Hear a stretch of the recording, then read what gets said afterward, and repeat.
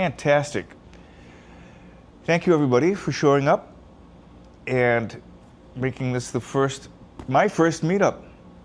And I'm grateful that I'm here with you and that you guys showed up for this. And let's have a dialogue real soon, because what I'm going to do is I'm going to talk a little bit about myself, my background, what brought me to start this project, where I'm going with all of it. I should say where I hope to go with all of it. I don't always have as much control over that as I would like. And what my hope is for this particular meetup group. So one of the things what I really want to jump into is talking about my expectations, or my hopes, that is, around the meetup group and what I'm supposing brought you here. You know, like why this particular group interested you. So I'm going to make a guess around that. And before I tell you what my guess is, I'm going to tell you a little story about when I was 18. That's when I started my undergraduate degree in the University of Minnesota. And back in those days, usually around September 1st, the temperatures dropped from like this within weeks. This happens in Chicago too, as you know, Ohio and all that. It could be like this out in, August, and then September 1st hits and it's now 40 degrees. Okay. Well, in Minnesota, it's even worse. And I had to get up at 8 o'clock in the morning because not only did I sign up for a bunch of psychology courses, because I wanted to be not only a psychologist, but I was also a theater major and also a visual arts major. So by the way, it took me 6 years to get my undergraduate degree because I didn't want to graduate, honestly. I just enjoyed going to school. My parents finally said, we're not paying for this anymore. Finish it up. So I did, and I applied for a master's degree, then I applied for a doctorate degree, and then here we are. 8 o'clock in the morning, I attended a really well-known class that everybody talked about, that actually outside of the University of Minnesota, Arthur Ballott's Intro to Theater History.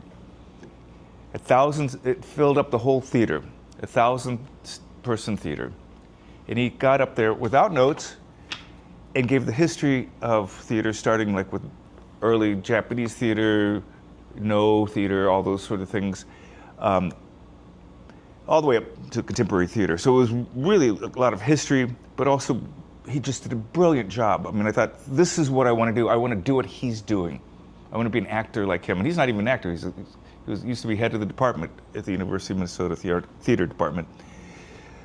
He told a story one freezing morning in Minnesota, and I had to walk across the bridge across the Mississippi River, freezing. Got there, and fortunately he was talking about Theseus and the Greek islands, which warmed me up, kinda, not really, but he talked about Theseus, which I didn't really know much about. Theseus, if a reminder of the story, is the one who fought the Minotaur. Ariadne had to gave him the string to get out and all that sort of stuff. But essentially, he went from island to island looking for adventure. Cool. So then he went and talked about Greek theater a little bit. And then he came back to it and he said, by the way, Theseus suffered or was plighted with divine discontentment. And I went, like, that is a cool term. What the hell does that mean?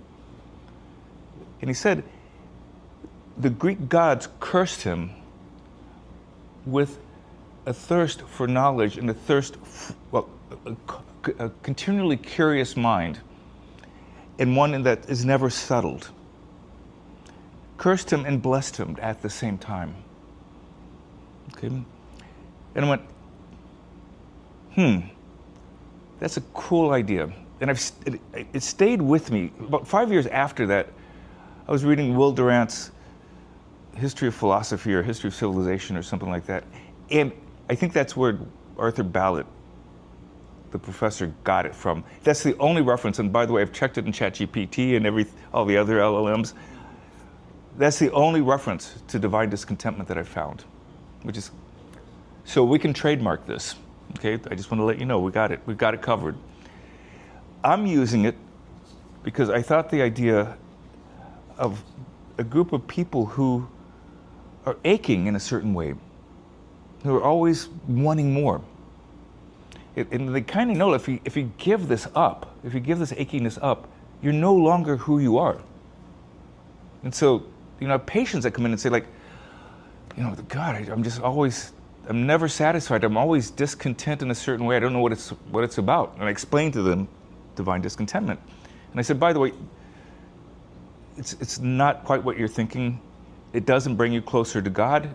It may divine discontentment may be part of your spiritual journey, but that's not what I'm talking about.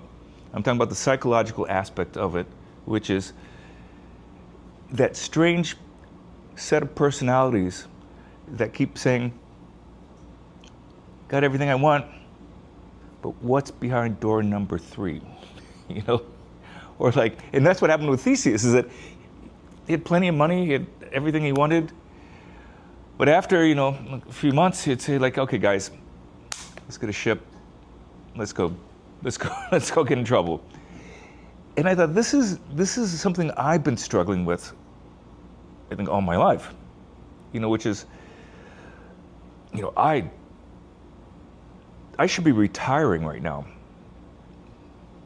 Hell with that. Like what fun is that, right?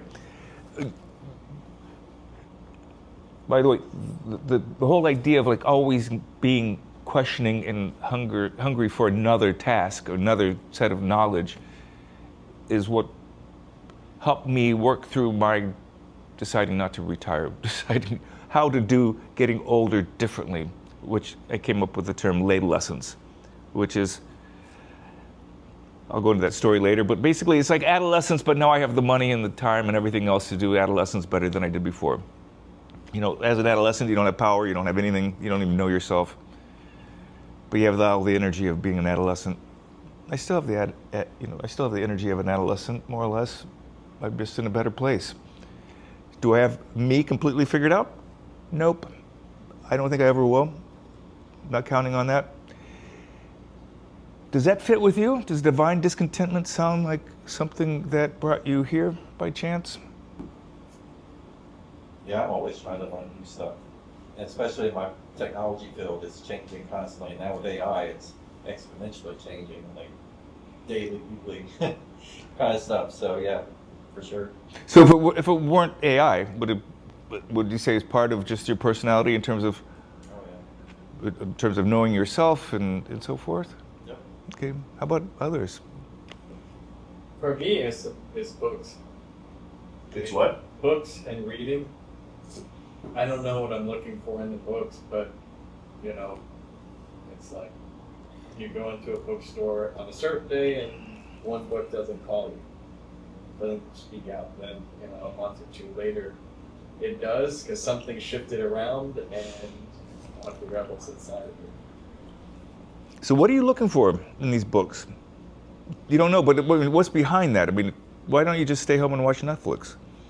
I don't know. It's like this spark inside that's just like the interest is activated, and it kind of feels like it's somewhere outside of me, just pushing me on. That's the experience. So it's curiosity, it's excitement about finding out about the unknown. What's behind the cover of that book number 3?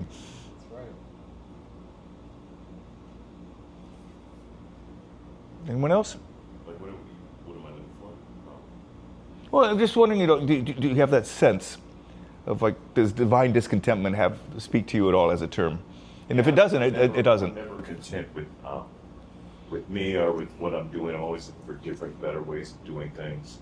And sometimes that gets me in trouble because at jobs, people always thought I was too much of a change agent or move too quickly. But I get bored easily, and if people can't come along, I just kind of like push my way through, which isn't always good.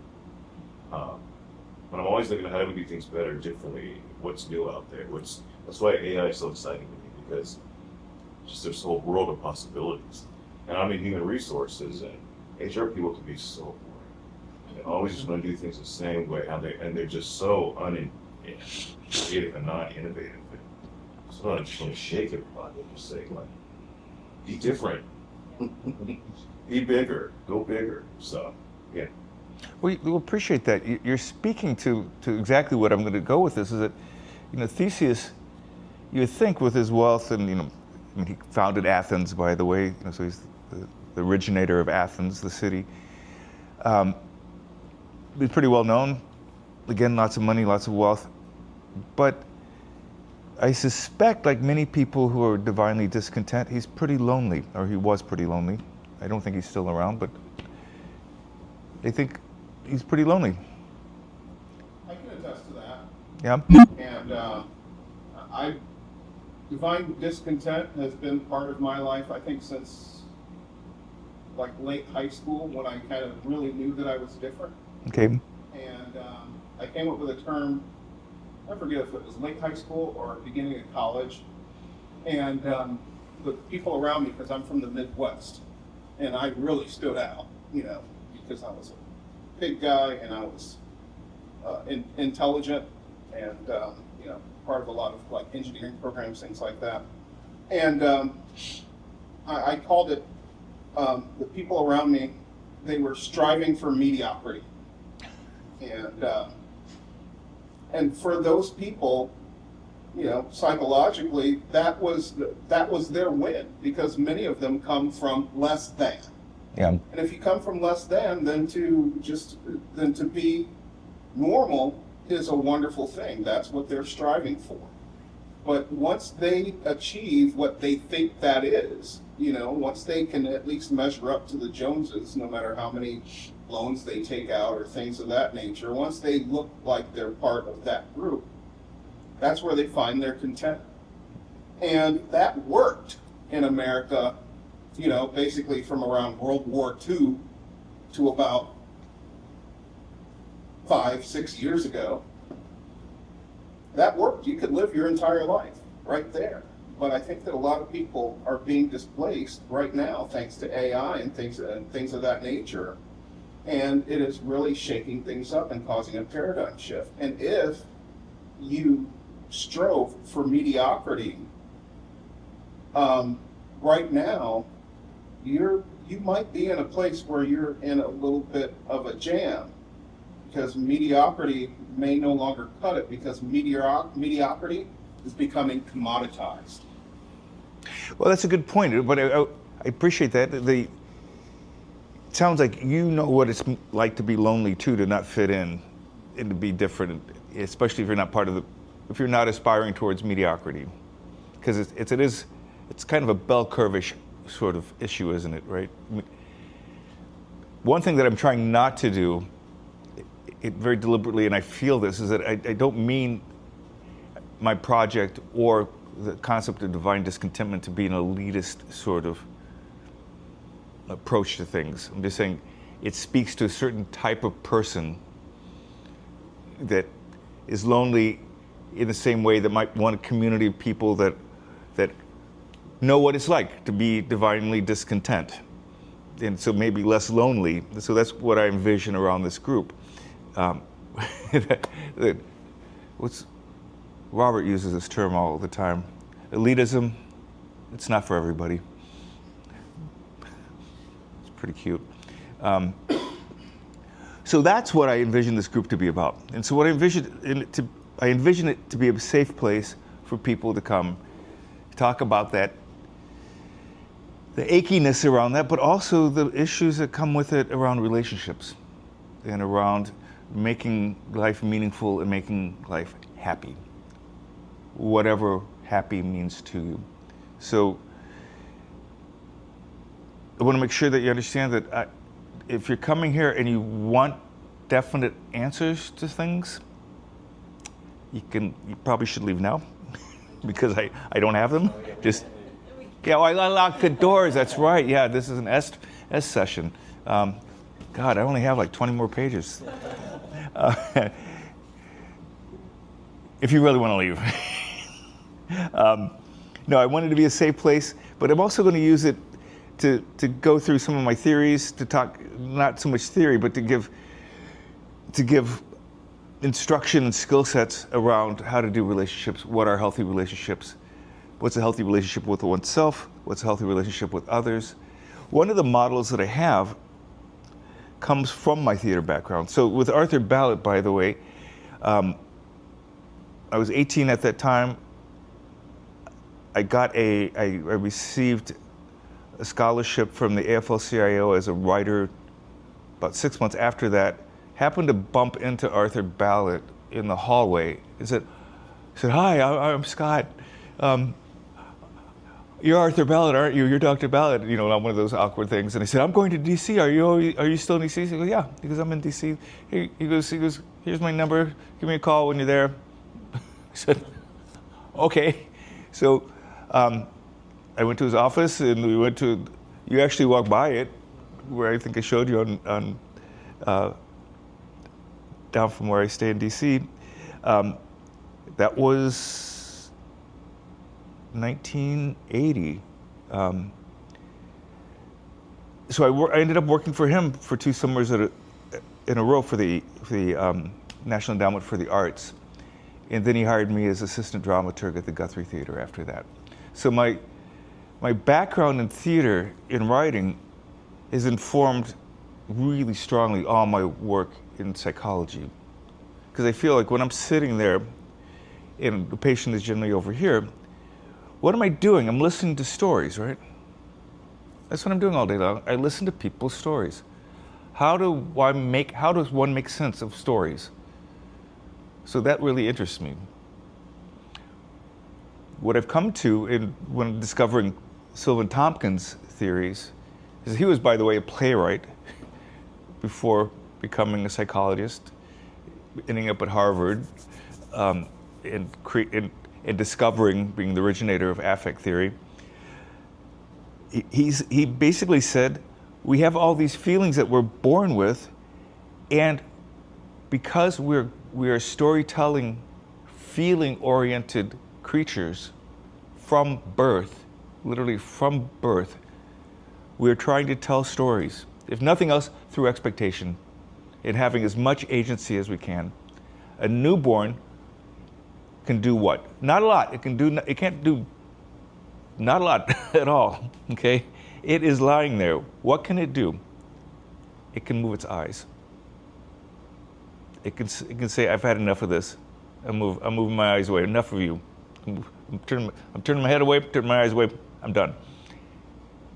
Agency is there. The story of agency starts at birth. And our stories get more and more complicated because they're all stories that have to do with core feelings. And kind of the tragic place that we're in, actually it's not so tragic, but it sounds kind of tragic when you put it out on paper in a certain way. We only have 2 positive affects. We only have 2 core feelings that are positive. Fortunately, it embraces just about it does embrace anything and everything that is good. Interest, excitement on a continuum.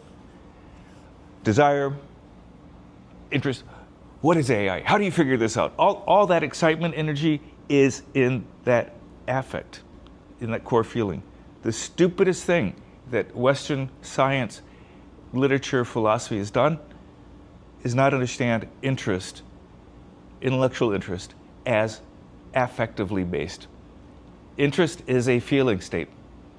So Descartes, Mahler, Beethoven, all those people writing away, writing beautiful pieces of music, writing all this stuff, creating beautiful art.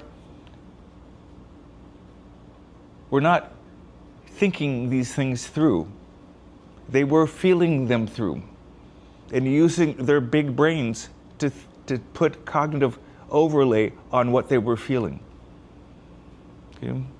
It is when you get excited about AI, when you all get excited about AI, that excitement is a feeling.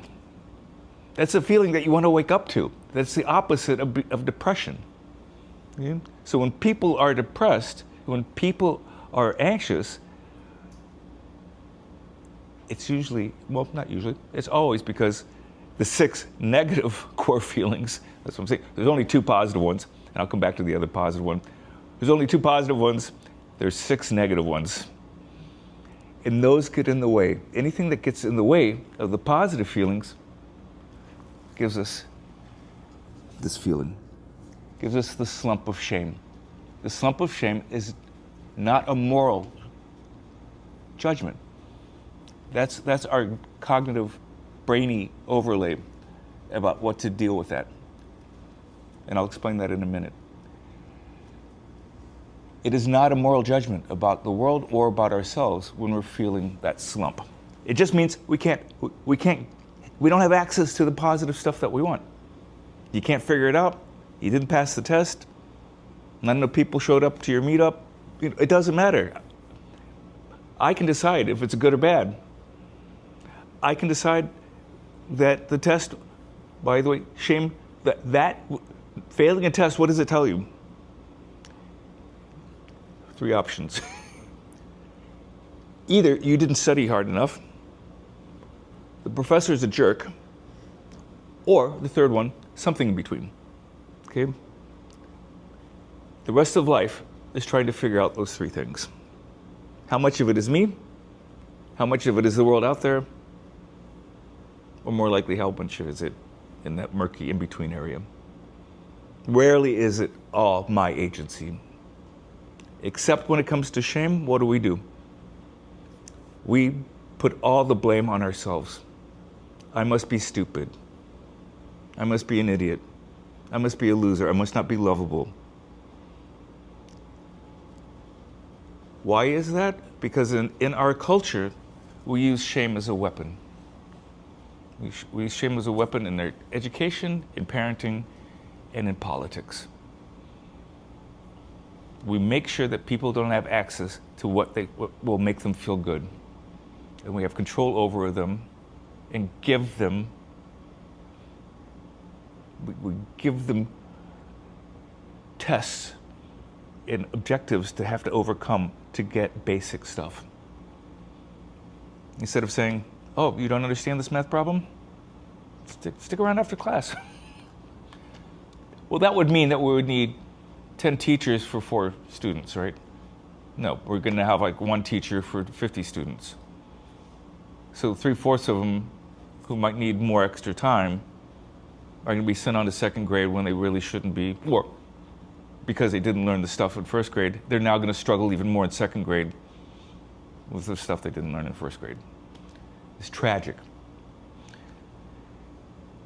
I'm explaining all this because what I find so incredibly important is understanding that we're feeling creatures that think rather than just purely thinking people. Understanding that allows us then to understand what makes us happy and what's meaningful to us. But if we don't know that, we're going to tend to blame ourselves for things that we have no control over. Losing jobs. How much of it is you? How much of it is somebody else? How much? It's probably somewhere in the middle, but with job stuff, a lot of it is the other. It's economics, things like that. Should you look at yourself? Of course. How much of it is you? Depends. You got to look at it. It is not a model that we have in psychology right now. We talk about feelings as if they're thoughts. Actually, the primary cognitive model for feelings is that feelings are a cognitive assessment of something, that we think through our feelings. Okay, then tell a baby when it's distressed that it's acting up. That's not going to happen. That baby is feeling distress, and it's going to feel distress just like an adult is under the same situations. We learn to disguise it, we learn to mimic it, and we learn to socially appropriate ways of dealing with it. If we're sad, if we're feeling shame, if we're disappointed, we need to be taken care of in the same way that a child does. The same way that a child needs to be taken care of. Becoming an adult doesn't change our human nature. It changes the display of what we do. The insides stay the same. So all these core feelings, and for you nerds here, geeky, I'm not calling you names, I mean that with pride and connection.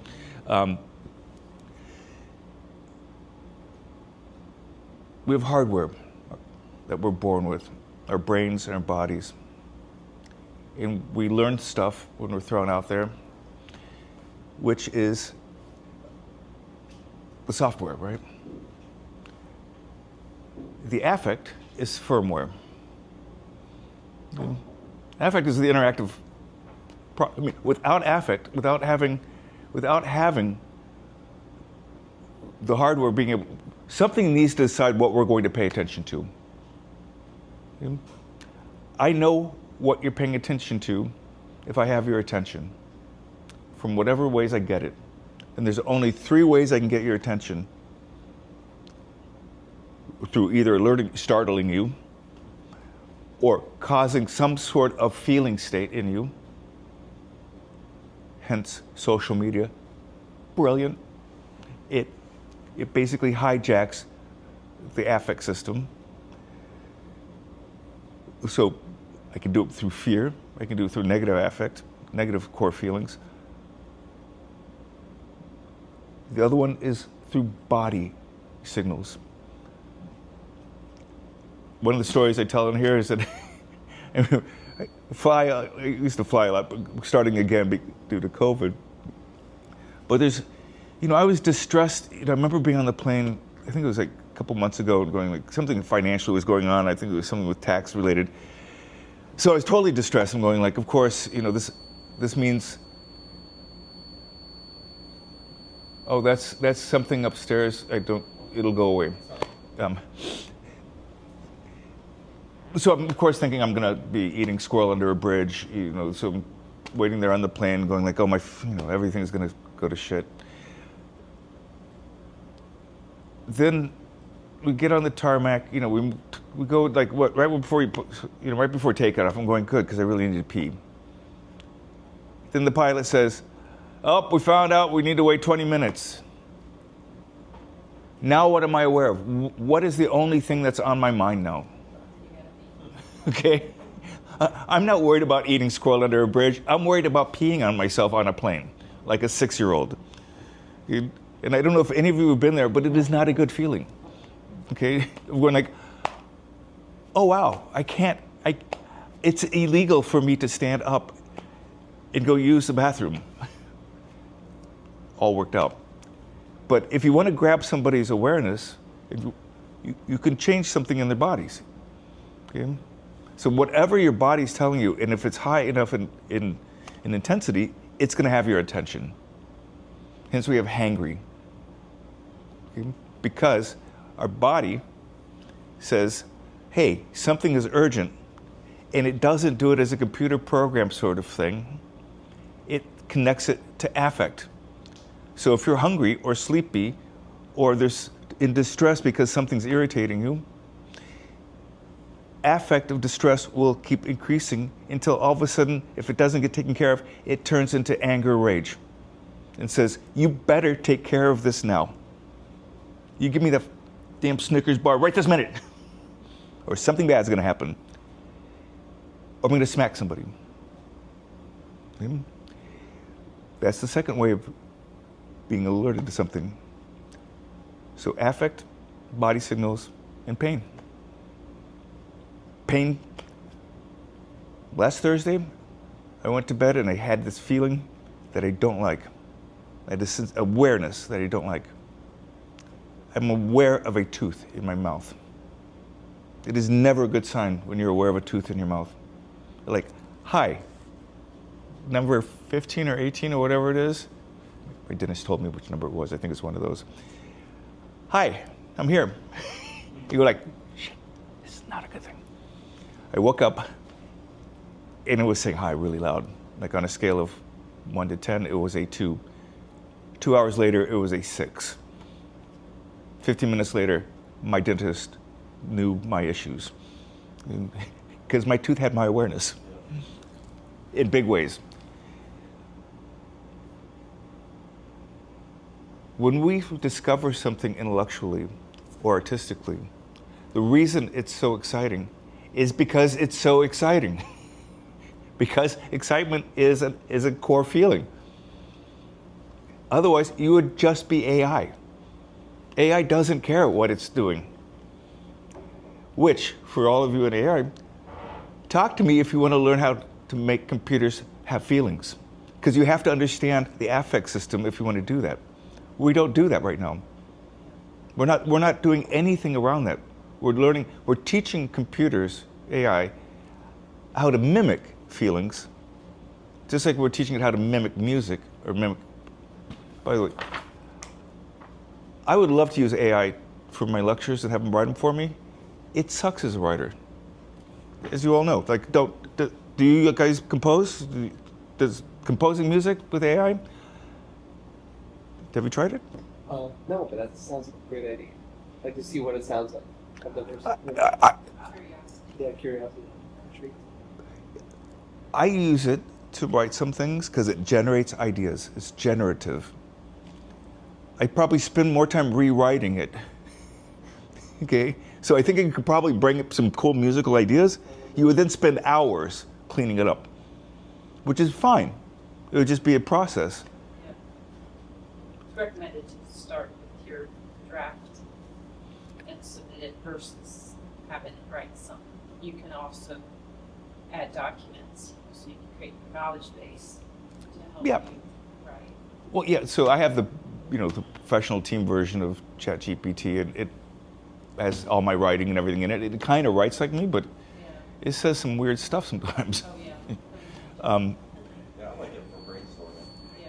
It's brilliant for Like, when brainstorming. I'm like, hey, I've got this business idea, or I'm thinking of a name, or hey, I want to write this type of proposal, and I just start talking to it, and it'll write up like a overview on it. So that kind of thing it's good at, but highly specific. You say, here, go do it.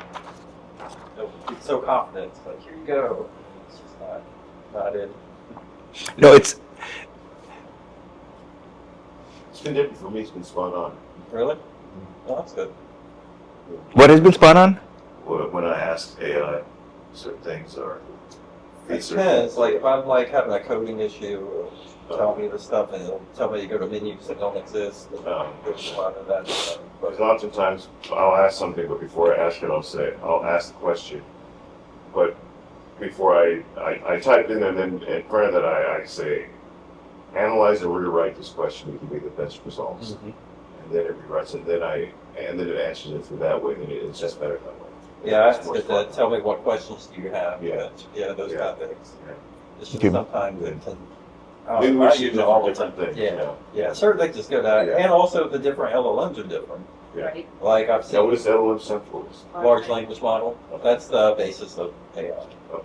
And so basically it's taking everything it's been trained with, and based on math probability is how it's getting your answers. Okay. So it doesn't generative AI is the next evolution where it'll actually make up stuff. But right now we're still in the, hey, all these books are loaded in. It has a big memory of all that, but doesn't Yeah. create new stuff. Right. And so, and yes, giving the preference before it of, imagine you're an expert PHP programmer with 20 years, analyzes this and that, that's good to bring in context. You get better results that way. But Give it a role. yeah, but each of the ones do it differently. Like Claude is a better writer than ChatGPT. ChatGPT will give you a really good skeleton of like a contract or a proposal or something. But if you want like the meat of it, like go to another one or rewrite yourself. Yeah, there's lots of fun techniques to like switch around. Like, I'll go from ChatGPT to Claude sometimes, and then to another one. Yeah, now there's Perplexity that's pretty good, and Google has Gemini, and It's literally nurture yeah, because it's based on what it was trained with. yep. Well, so we're going back to how we're programmed. The affects basically tell us what to pay attention to. They're what bring things into awareness.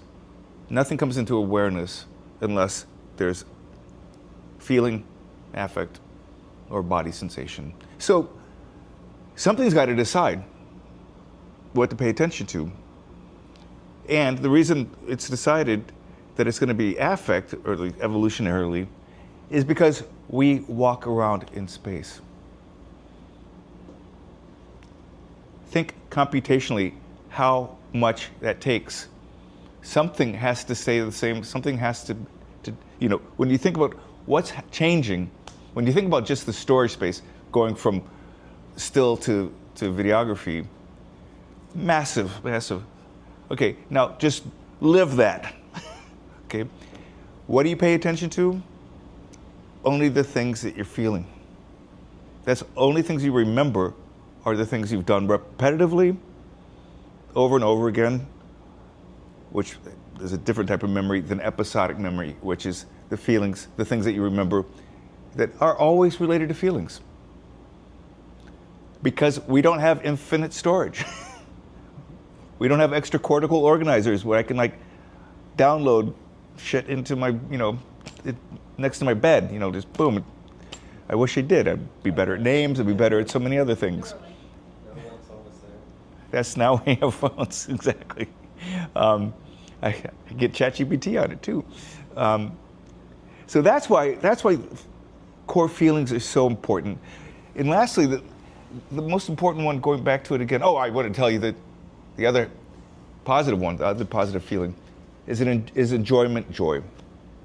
So interest is always up energy. Look at that. Look at that. Oh, hey, come here. Check this out. Let me play this for you. Let me do this. Whatever. Enjoyment is always down energy. It's always feeling safe, where you feel like there's very few resources that you have to use to just chill out. We need that. Evolutionarily, we're saying, okay, interest is like going out exploring the world. Enjoyment is coming back and saying, let's make a nice meal. All the wild animals are out there. All the party goers are out there. District, by the way, is right down the street. The largest, I think, dance club in Atlanta. You can hear it on the weekends. Just down the street. Inside here, it's peaceful. I can enjoy myself. I'm sure people are enjoying themselves there, but it's up energy over there, clearly. So those two positive affects, I challenge you to think of anything you really love and really enjoy that isn't within those two. That's a challenge. Think about it. I mean, it sounds kind of like limiting, but it's pretty broad. I heard something one time that resonated. I said we make decisions for two reasons. Was one to gain pleasure, or to avoid pain. So I thought it was interesting. That's the pleasure principle. That's Freud's pleasure principle, essentially. Okay. Tomkins made a matrix out of it. So just made it more complex. So The nuances. Hmm? He found the nuances in that. Yeah, so it's the complexities. And so when you think of, for instance, again with shame, which is what I wanted to end with, is that shame is the most important factor in our lives. Why? Because of all the memories that we have, the ones that we tend to remember are the ones that shame sticks out. Where we didn't get what we wanted.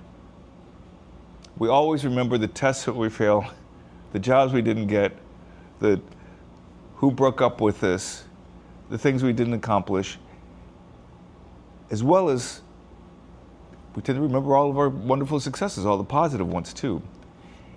Given that we live in a culture that uses shame as a tool of control, and in really high levels of shame, most of us are walking around with chronic shame syndrome, with constant low-level shame, in which it becomes a lens for which we see everything that we do.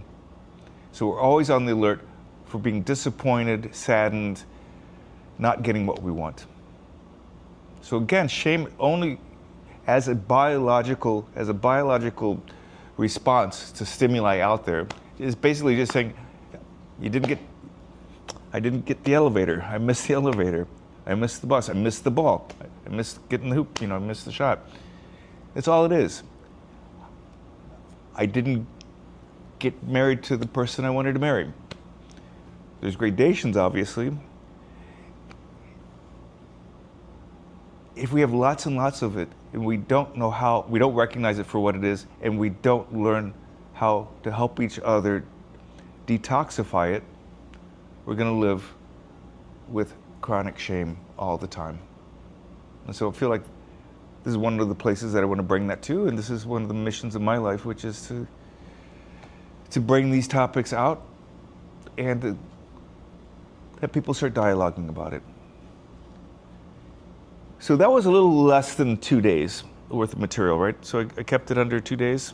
Was it close? About a day and a half? Does it feel like a day and a half? Feel like 4 or 5 hours? It's good. Don't tell the truth. This is the time to lie to me. It felt really fast and really interesting and really good. Yeah. Okay, good. That's all right. You're hired. I loved it. Loved it. Let's keep talking. I'm done. I'm done with my part. So you talked about 2 affects, positive affects. Yes. You said there's 6 negative affects. Oh, do you really want to go there? That- Do you really want to go negative? Is that next session? I can quickly mention them if you want. Okay, sure. That's going to be a memory issue here. There's one negative. There's one neutral one, which is startle, surprise, startle. And by the way, majority of them are on a continuum. So they start mild, and they go high. So surprise is low, up to startle. So that's basically a reset. So basically, anytime it says a clap, like if a light honk in traffic, like, oh, okay, oh, he's coming by, or somebody slamming on the horn, that's going to bring anger. Anytime that there is an intensity of stimulus that lasts too long and is too high, it's going to make you mad. Okay, it's going to bring on anger, and I can promise you, it's going to happen. We're wired for it. We are bio-wired to react in these affective ways. Dismell is a word that he came up with. And by the way, he discovered all these as really kind of the first, because of being the first stay-at-home dad. I think it was 1950s. His son was born, and I think he was on sabbatical or something like that. So he was like observing his kid, and then like, that kid keeps making faces, and everybody around him keeps responding to these different faces and the different noises coming out of this kid. What's that about? And think about it. He was the first philosopher psychologist that actually hung around with a baby, which is probably would have been a smart idea to have women philosophers starting way back early. We've been a lot further on in progress around these things. So in this case, it happened to be a guy, because there were only 1 or 2 psychologists or philosopher women, at that time. But he said, there's something meaningful here. Oh, when that baby starts crying and I feel distress, or it feels distress, I feel distress. We now know that this is due to mirror neurons and things like that. What does a parent do when an infant is in distress? It does what it needs to do to make the infant not feel distress. So he sells all these faces, and the face of dismell is the sneaky one. That's not going in my mouth. Nope. It's also as an adult that says, you stink. You're a piece of shit. So, when we're in love and we meet somebody or we're into somebody, it's like, I'm going to gobble you up. I could just gobble you up. Yum, yum, yum. You're just wonderful. I want more of you. Yum, yum, yum, yum. Then you break up. You stink. You're a piece. I could just flush you out of my life. We just go back to the affects. We just go back to the core feelings. We just do adult versions of them. Okay? So dismell is that one. Disgust is ugh. So one is with the nose. And if you've ever fed like a 6-month-old to a 1-year-old food, you probably saw it inside out. She didn't like broccoli. That stinks. All those faces, we still do them as adults. Like her, yuck. Him. We have great word, supercilious. I don't use that word very often. It's a word that's pretty highfalutin, but it means highbrow. It means like contempt by raising your eyebrow. Sil is eyebrow in French. So supercilious means like, no, you don't belong here. That sort of thing. Distress, anguish. So distress on the low end, anguish on the high end. Anger, rage. Fear, terror. How far am I now? That's 3, 5. One more. Oh, shame, humiliation. Shame, by the way, I wish, this is one thing I've struggled with from the beginning of this project, I call it my project, is one, everybody takes shame as a moral failure. So yeah, I don't have any problem with shame. Yeah, you do. But, I mean, we all do. But I'm not talking about shame as moral failure. I'm talking about shame as any interruption to what you're trying to have with people. What is the first sign of shame at that level? It is self-consciousness. If all of a sudden you're in a room and you're feeling good, and then all of a sudden you recognize that everybody's looking at you in a funny way because you just said something or you cracked a joke and it was flat, you're now super hyper aware of you. You are self-conscious in a way that you weren't the minute before, which is generally what we don't want. Okay? And then you can just think of gradations. You know, I'm aware of being sad. I'm aware of being disappointed. I'm aware of not fitting in. I'm aware of being different. That doesn't mean you've done something shameful. It means you're feeling the biological core feeling of shame. What you do with that cognitively and make a moral judgment about it, you have control over. You don't have any control about the core feeling of shame. And that's a big difference. Did I get all of them? Is there a total of 9 now? If I count anger as 1, rage as 1. No, so they're again so anger, rage is 1. Yeah, because they're on a continuum. Distress, anguish. Is distress separate from I'm sorry, disgust and dismell are the only ones that are not on a continuum. The other ones are on a continuum. anguish, fear, terror, shame? Humiliation, yeah. I think I got them all. Can shame be ever a good thing? Yeah. In the right dosages, it's supposed to tell you, be self-conscious. You didn't get what you wanted. If you tell me a joke that didn't work for me or landed on a funny way, you go like, I'll work on that joke or maybe not tell that one. And I go like, it wasn't very funny, but I still like you and we'll hang out, but maybe don't go into comedy, whatever, think through this career thing a little bit more. But that's feedback that you want, okay? My daughter felt shame, not moral guilt, when I said, Arya, don't make me upset right now and keep getting up and not going to bed. This is the last time I'm talking to you about going to bed on time. Please go to bed. I don't want to go to bed. Go to bed. Because she knew I was going to, I didn't get angry, but it's like, come on, you have to shame your child. But basically saying, I'm not happy with you. We're not connected in the way that we want to be connected. By the way, that's the best tool that parents have. They don't have to overdo the shame. With young kids, you are the number one thing in their life. They just want to be with you. And you say, hey, you just need to use enough shame to get the job done. And that's it. And then Shame's difficult to talk about because everybody's got such a subjective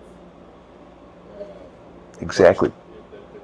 Especially if we're thinking about the affects of shame as a biologically based feeling. because as I understand what most people are thinking of when they talk about shame is their emotional memory of that's been built up over their life, and not the biological affect, biologically based affect. That's the struggle. Thank you. That's the struggle that I've been having because I can't come up with another word. I keep trying. Self-consciousness What's is. the example, effectively, of shame in the baby? I know it manifests in the slum, but what's the stimulus? I am wanting to get more of those slow motion videos that infant researchers do, and I haven't had the time to do so, but I found a couple of them where it shows just in milliseconds, like an infant trying to reach something or do something, a young toddler trying to get something, and then it's like, and you can see this like millisecond of like slumpiness. But keep in mind, for an infant, if there are no negative affects for the infant toddler, everything is interesting and enjoyable. Except it doesn't take much for one of the negative affects to get in the way. But if it's in that interest, excitement, enjoyment, joy phase, the whole world is new. Everything is interesting. So it doesn't take long. So it goes, can't get that. Well, look at that. Look at that. Look at that. Look at that. Look at that. So it's, as it gets older, you'll see more and more of the slumpiness. Turn for 2 to 5 all the way up to 99 years old. Turn the TV off of somebody who's watching a show that they like. What? What are you doing? Whoa! Hey, no, we have to. No, it's not bedtime, is it? No. Oh, come on, man. Reaction to shame most of the time is anger. Okay, 90% of anger in relationships is shame-based, as a reaction. Yeah, and if shame, I guess a little bit further from the biologically based affect, is anything that's anytime there's a barrier to positive affects. I mean, do you see like depression and anxiety? I guess more depression is the idea that came up on mind. Downplaying and diminishing want as a protective mechanism against shame, because if you don't have anything to want, then it's a desire or want that you have. That's very insightful. Yeah, I think that's a big component. That's one of the scripts that we write about feelings. How do you deal with shame? Well, in some families, in some societies, you don't ask for much. Or you have a story that tells you that you're unworthy, or that shame is expected, or it's because of your awful personality. Not laughing at that, but I'm just saying it's because you're the fault of it. So that's where the moral part of it comes in for a lot of people, is that they make a moral judgment about themselves, or that they were told directly and indirectly, if you were smarter, or if you were this, if you were that, if you tried harder, if you weren't so lazy, if you weren't so interested in other things like gaming, you'd actually get your homework done. So And I don't know if it's too much of a problem with the language, but it's like, you should be ashamed of yourself. How's that fit into everything? That's a weird. That's a weird thing to say. Because what's the opposite of shame is pride? But you said, don't be so prideful. Right. Like, okay, well now we're screwed. we can't do anything around shame or pride without feeling like, okay, now am I doing this right? Well, I can't do shame or pride right. What sort of effective background would you be passing on shame? Or I guess what's the inverse? So if you're if somebody, I don't know, concoct an example where you should be ashamed of yourself. Eli, Well, my brother once was throwing stones at cars that were parked on the parking lot. I think that would be normal for my dad to be, and he did. I don't know if he used exactly those words, but it'd be normal for him to you should be ashamed of yourself to do that stupid act, this bad act. So. Yeah, but what's the feeling state that your father was in? Is that anger? Could be anger, disappointment, or like what motivates? What's the motivator to cast shame onto somebody? well, one hopes that the motivation for him was for my brother not to do that anymore, and for him to feel the rightful feelings of what he had done was wrong. So one hopes that that's the case. But Of like course- in a moral sense. Yes. Yeah. Of course, I think. Because there's something that's wrong in a moral sense. Well, it's very complicated because once we start learning language, and start socializing. Parents have a lot of work to get their kids ready to go to preschool and kindergarten.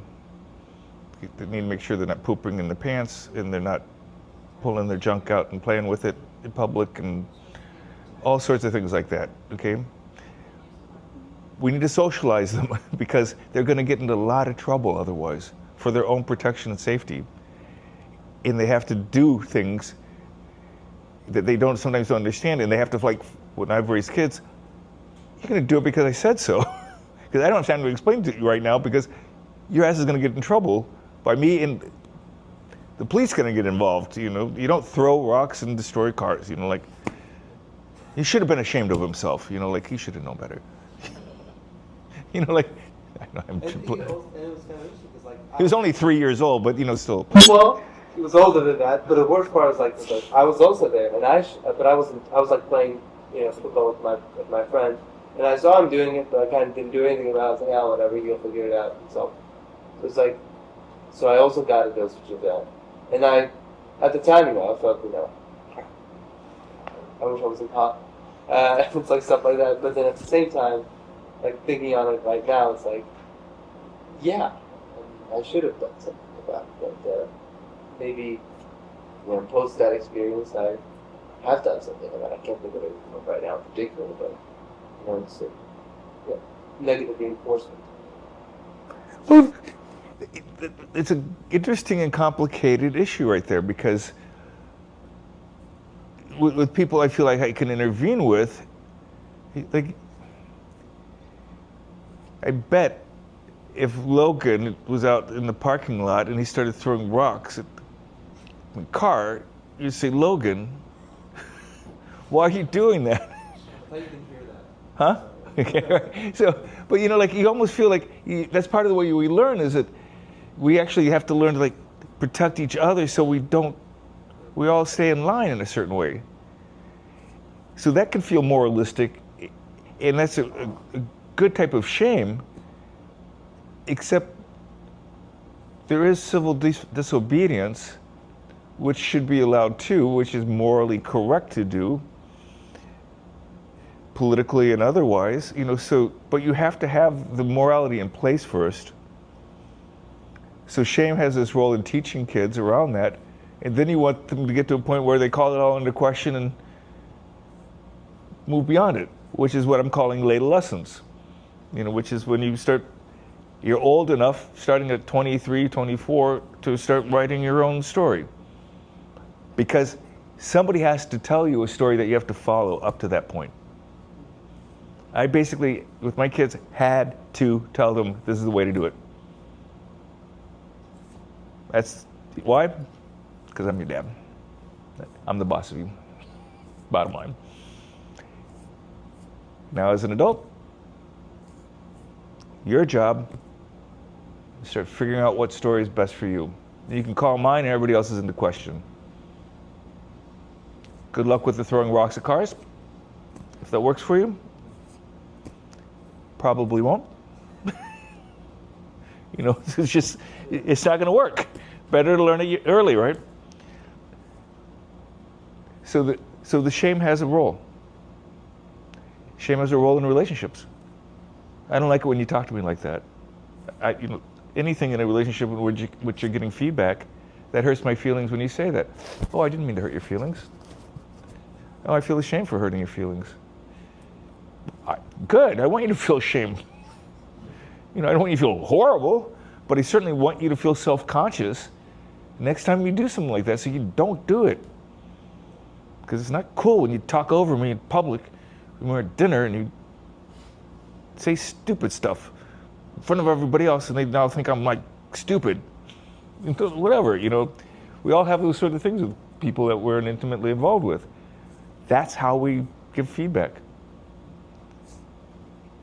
Smacking them upside the head is not the way to do it. Overly shaming them with name calling and everything else doesn't work. It's too intense for the crime. So shame has a very necessary place. It's that it is,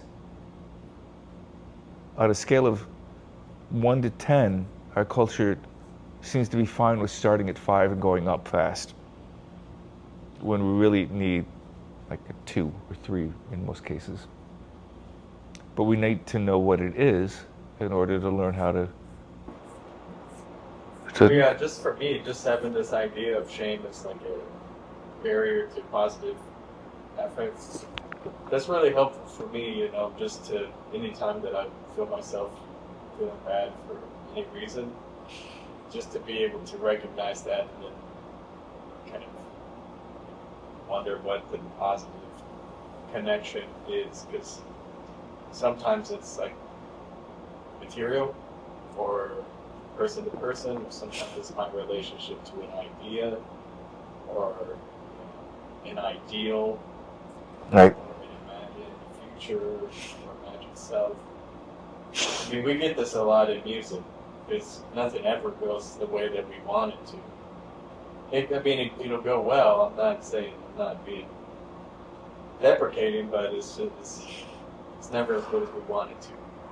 So it is difficult to feel that connection, with like that really positive connection after the performance. Even when it was a great performance, it's like, yes, thank you. Yeah, we are our worst critic, Yeah. especially when performing. We know where we made the mistake or missed the note or didn't hold us long enough or whatever. But the audience doesn't, and that's where you get the feedback. And you might think, oh, if they only knew all the mistakes I made. It might be an educator, or when you do the juries and stuff, music, study music, they know. Yeah. It's their job to know, especially if they were your teacher. But the audience, it's What could I hit me as you were talking about as we should almost treat shame as if it's like our diet, like food can also nourish us or make us fat or whatever. We're constantly having to evaluate. This messes up my stomach. This doesn't, or whatever. I get more energy on these days. It sounds like we kind of got to keep shame in that kind of a continuum.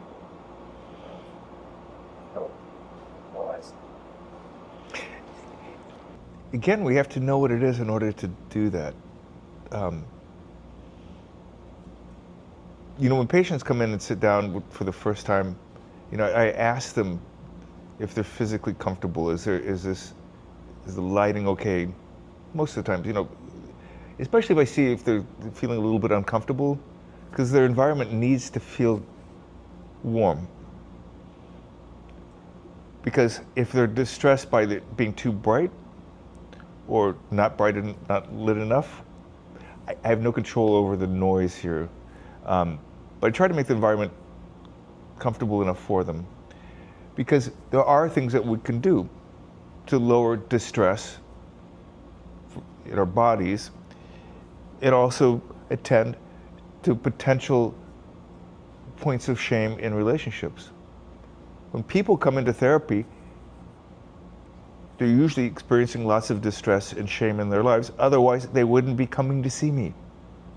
It's usually a sign of a certain type of defeat to have to go, for some people, to say, I can't figure this out myself, I'm going to go see a therapist.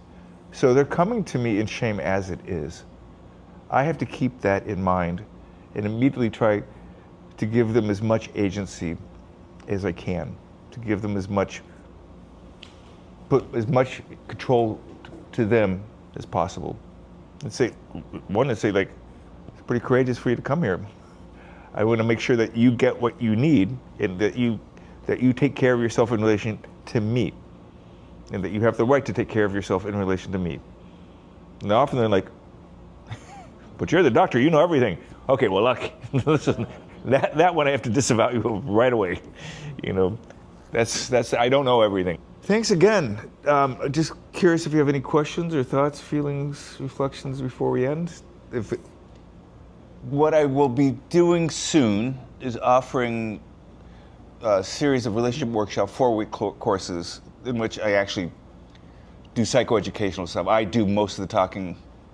I did more of the talking tonight than I meant to, but it will really be much more instructive with specific topics around each one of the affects, and then a skill set that I'm teaching, and then a series of those relationship workshops. Honestly, the way to really learn this is to be in group therapy, because it's in vivo. The way you do relationships gets played out with other people, with a skilled clinician, and you get to find out what you're not aware of in terms of your own shame and what's preventing you from connecting in the ways that you want to with other people. And the only way really that I know of is to really learn that in the moment with a lot of feeling, is to be around other people who are committed to learning about themselves in that type of process. And then you can just keep coming back to these if you want to just do it informally, and if that's what you need to do for X amount of time, you're not obligated to do the relationship workshops or the groups, but that's the ones I suggest. I run several groups, but I'm really looking forward to the relationship workshops because I really love doing them. But I'm glad you asked. Those will be available, I hope, in a couple months. There's a little bit of work involved in trying to get all these things going, as you might know. But the group therapies now, you can sign up anytime. Yeah, you can sign up. Yeah, I have groups forming all the time. So if you're interested in group therapy, reach out.